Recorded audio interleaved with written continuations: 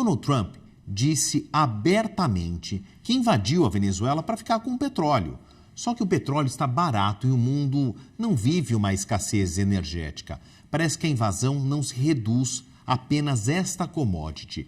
É sobre isso que nós vamos falar com o Álvaro Machado Dias, que é um dos notáveis do nosso canal. E o papo agora da gente também é sobre inovação, tecnologia. E eu trago aqui, Álvaro, para a nossa conversa, um dos grandes verbetes do século XXI, que terras raras, né? Bom, vamos fazer essa comparação. Se o petróleo está barato, os Estados Unidos não dependem desse petróleo da Venezuela. Seria correto dizer que essa justificativa não fecha exatamente essa conta se a gente olhar pelo aspecto econômico? Porque terras raras é outra coisa que os Estados Unidos estão muito de olho. Tem um player importante do outro lado do mundo chamado China, outras terras raras num domínio Rússia-Ucrânia, onde os Estados Unidos, por enquanto, não tem muita dinâmica. Venezuela pode ser aí um outro fator.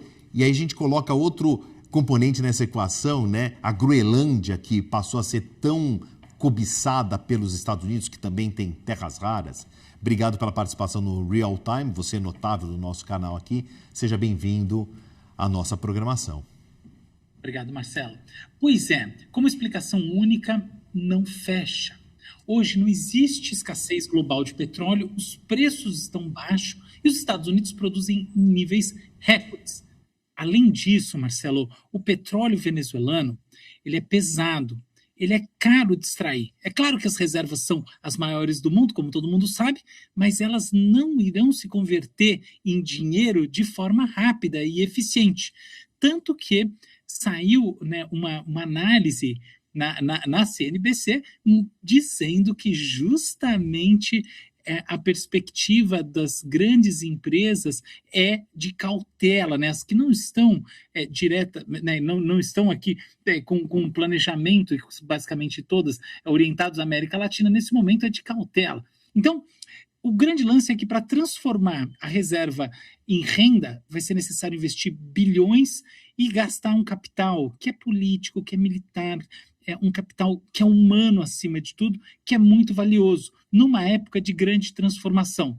Então, eu acho que assim, esse foco exclusivo no petróleo, ele precisa ser revisto e a gente tem que entender essa situação de maneira mais ampla. Você já trouxe o ponto, eu acho que a economia da inteligência artificial tem a sua contribuição com toda, creio profundamente que ela tem a sua contribuição fundamental aqui com terras raras, gás natural e, sobretudo, com uma dinâmica geopolítica muito específica que envolve o que a concorrência está fazendo. Então, bloquear os caminhos chineses conta muito nesse momento do ponto de vista da política externa americana, e é aí que a gente tem que olhar um pouco e não simplesmente usar o compasso do uso direto dos recursos naturais venezuelanos.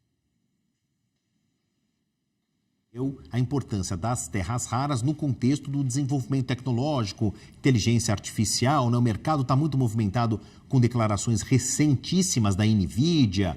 Ok, só que terras raras não está numa gaveta, né? Você abre lá e pega. Tem que ser extraído, tem que ser refinado, assim como o petróleo pesado é difícil e caro. Também existe um investimento, seja na Venezuela, seja na reconstrução da Ucrânia destruída pela guerra, seja aqui no Brasil, quer dizer, precisa de grandes players, extratores e que industrializem esses minerais raros. Os Estados Unidos, a gente pode colocar como um player importante, quer dizer, esses tentáculos aí, né, geopolíticos passam por isso, mas existe uma fome, uma sanha dos Estados Unidos investirem, uma capacidade de investir nessa busca por prospecção, extração e refino? Com toda certeza, sim. Vale lembrar que a China ela não só domina profundamente, né, especificamente o refino das terras raras, o que é fundamental, como a China, nessa briga tarifária com os Estados Unidos, efetivamente exerceu, né, o seu poder de barganha, dando a cartada da restrição das exportações de terras raras, tá bom? Então isso contou muito. Essa jogada foi forte e eu acho que é consenso internacional que a China saiu vitoriosa nesse cabo de guerra, tá? Então ela conseguiu mostrar que o controle sobre as terras raras funciona como uma espécie de arma comercial poderosíssima.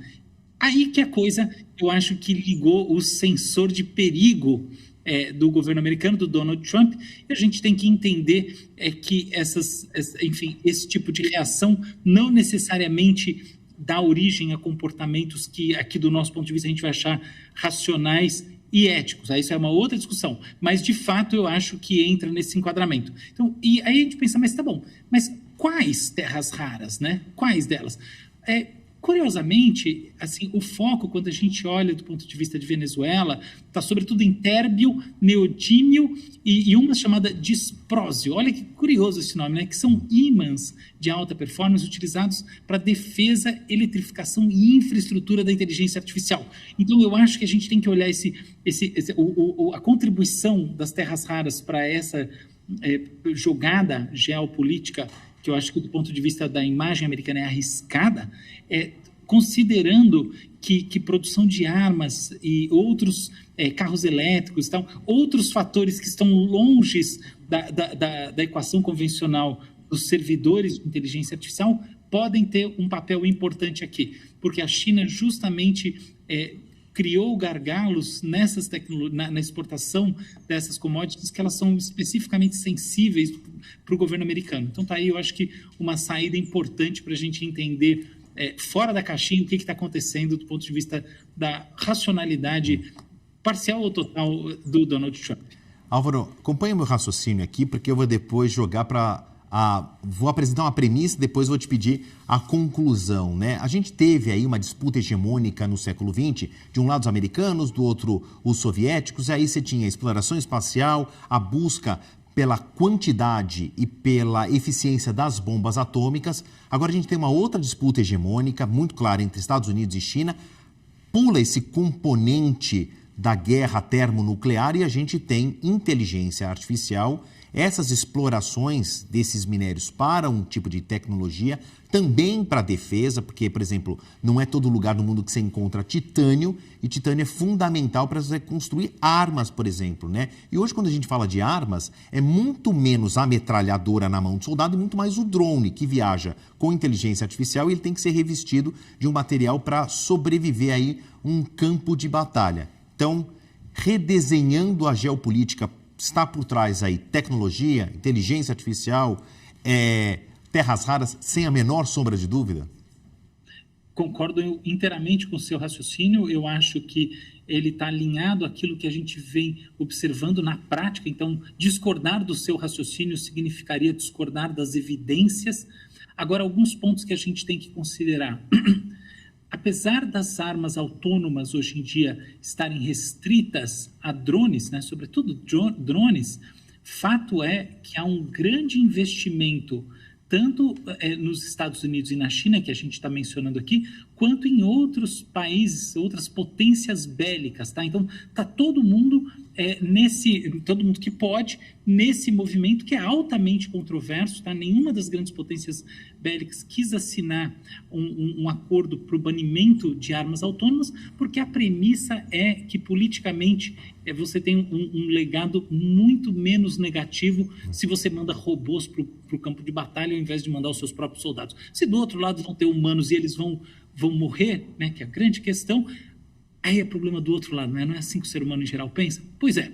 Mas, então, a gente tem que considerar que esses elementos vão ser usados no desenvolvimento de uma robótica militar muito forte, que vai muito além dos drones. Então, esse é um primeiro ponto que a gente precisa ter em mente. Um segundo ponto é que existe efetivamente, hoje em dia, do ponto de vista numérico, um número de conflitos regionais e outros que nem são tão regionais assim, colossal. E essa explosão em conflitos entre países e dentro de países revela um mundo que converge para um estado de muito maior belicosidade do que no passado. Então, ou seja, a gente vivia desde a queda do Muro de Berlim uma espécie de Pax Americana, né? Como a Pax Romana, uma estabilidade de superfície muito maior. Ela vem ruindo e as guerras vêm aumentando em número. Então, para a indústria bélica, isso também faz muito sentido. Então tem muito essa lógica de uma indústria crescente e uma indústria que não é mais como antigamente. Não é simplesmente desenvolver armas convencionais, ou aqui eu citei armas autônomas, que são essa próxima fase, e com robôs, com veículos autônomos de combate, etc. e tal, submarinos autônomos. Não, a gente tem muito esses softwares de inteligência que estão ligados a sensores, a câmeras, ferramentas como a Palantir desenvolve e outras mais, que também fazem esse uso e tem uma relação muito forte hoje em dia com o governo americano. E na China você tem os seus correlatos, em outros países também. Então, eu acho que esse é o cenário para a gente entender mais profundamente como as questões são consideradas estratégicas de Estado se conectam às questões comerciais e aos interesses geopolíticos que convergem aí nos interesses das pessoas, dos grandes empresários, dos pequenos empresários, dos políticos, de quem for da população, formando aí uma linha de tensões nos diferentes países onde essas ações vão acontecendo, né? Então a gente tem várias delas explodindo pelo mundo. Álvaro Machado Dias, que é nosso notável, aqui um dos notáveis do Times Brasil, licenciado exclusivo CNBC. Muito obrigado, Álvaro. A gente volta a se encontrar aqui ao longo da nossa programação. Uma excelente terça-feira para você. Para você também e para todo mundo que nos acompanhou. Até semana que vem. Até semana que vem.